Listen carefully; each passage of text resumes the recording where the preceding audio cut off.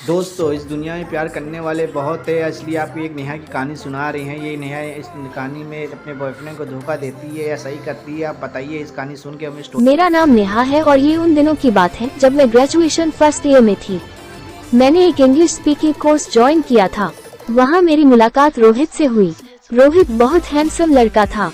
कुछ ही दिनों में हम दोनों में अच्छी दोस्ती हो गई।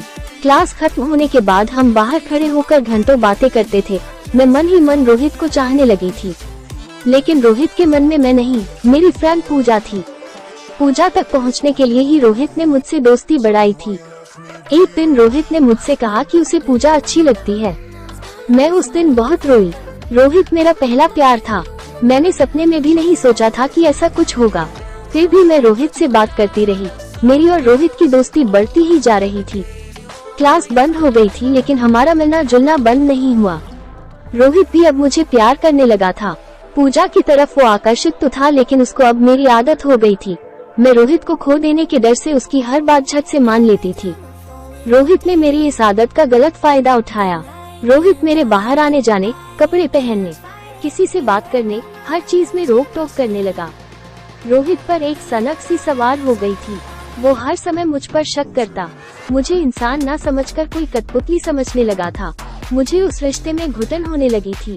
हर समय मुझे महसूस होता जैसे मैं कोई कैदी हूँ। रोहित का प्यार अब पागलपन बनता जा रहा था। एक दिन भी ना मिल पाए तो वो अजीब हरकतें करने लगता था। कई बार उसने मुझ पर हाथ भी उठा दिया था।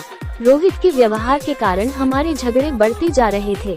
हर रोज मैं रोकर ही सोती थी। ग्रेजुएशन पूरा हो गया था। रोहित मुझ पर शादी करने का दबाव बनाने लगा, लेकिन मैंने रोहित के साथ जिंदगी बिताने से अलग हो जाना बेहतर समझा। मैं सारी जिंदगी रोकर नहीं बिताना चाहती थी। मैंने फैसला किया कि पापा के ट्रांसफर की बात रोहित को नहीं बताऊंगी। रोहित को बिना बताए मैं नए शहर चली आई। उसने मुझे ढूंढने की बहुत कोशिश की। मुझे बहुत फोन किए, मैसेज भी किए कि वो सबके सामने मुझे बदनाम कर देगा, लेकिन मैंने कोई रिप्लाई नहीं किया और अपना नंबर बंद कर दिया। रोहित को मेरा पता मिल जाता तो सनकी रोहित कुछ भी कर सकता था, लेकिन अंत में उस सनकी आशिक से मुझे छुटकारा मिल ही गया। दोस्तों, ये थी मेरी हिंदी लव स्टोरी।